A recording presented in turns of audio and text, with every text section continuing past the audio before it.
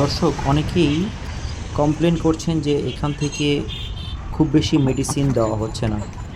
আয়ুর্বেদিক মেডিসিনের স্বল্পতার মূল কারণসমূহ জানার জন্য আজকে আমরা যাব আয়ুর্বেদিক ডিসপেন্সারিতে। সেখানে চলুন আমরা কথা বলি।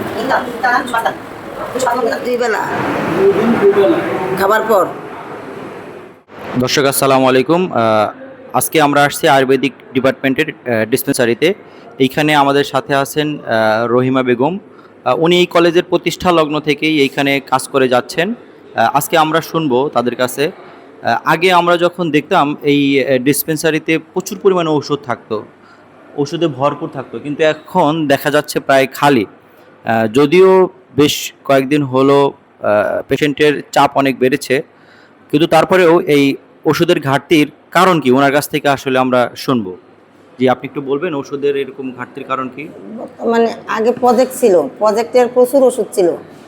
সেই ওষুধ দিয়ে আমরা সুন্দর করে ভরপুর ওষুধ রুগীকে দিতে পারতাম, রোগীও সন্তুষ্ট থাকতো। আর এই ওষুধে ভালো কাজ করে, খুবই ভালো মানের ওষুধ। এখন বর্তমানে প্রজেক্ট নাই, প্রজেক্ট না থাকাতে রাজস্ব যে স্বল্প ওষুধ আসে, এই ওষুধে আমরা যে পর্যাপ্ত রুগী তাদেরকে দিতে পারি না। আচ্ছা, আগে তো দেখা যায় তো স্টুডেন্টরা, তারপরে হচ্ছে আমাদের প্রোডাকশন যে হাউস ছিল সেখানে তো অনেক ওষুধ তৈরি হতো, সেই ওষুধগুলো তো নেওয়ার জন্য মানুষ সিরিয়াল ধরে দাঁড়ায় থাকতো। এখন তো সেই প্রোডাকশন হাউসও বন্ধ হয়ে গেছে। এই জন্য কি আসলে এই ওষুধের স্বল্পতা দেখা দিচ্ছে? জি, আগে আমরা এখানে গবেষণাগারে প্রচুর ওষুধ তৈরি হতো, যেমন হাজমিনা, চিরতা, মুসাপ্পি, বেলগেরি, তারপরে ইত্যাদি অন্যান্য রোগের ওষুধ তৈরি হইতো এখানে। আমরা রুগীর দিতাম, রুগীও সুস্থ হইতো খাইয়া। রুগীরা বলতো যে পাচন। এখন বর্তমানে এই ওষুধ বানানো তৈরি করা বন্ধ।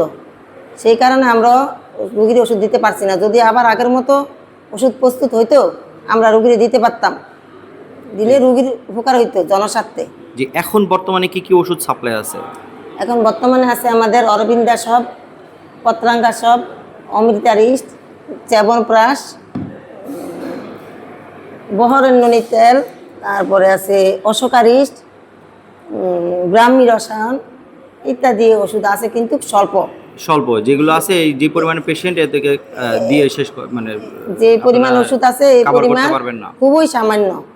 জি, খুবই সামান্য। যদি আরও ওষুধ আসতো তাহলে আমরা রোগীর সেবা দিতে পারতাম জনস্বার্থে। জি, সরকারের উচিত সরকারি ইউনিয়ন আয়ুর্বেদিক মেডিকেল কলেজের দিকে আসলে ফোকাস করা।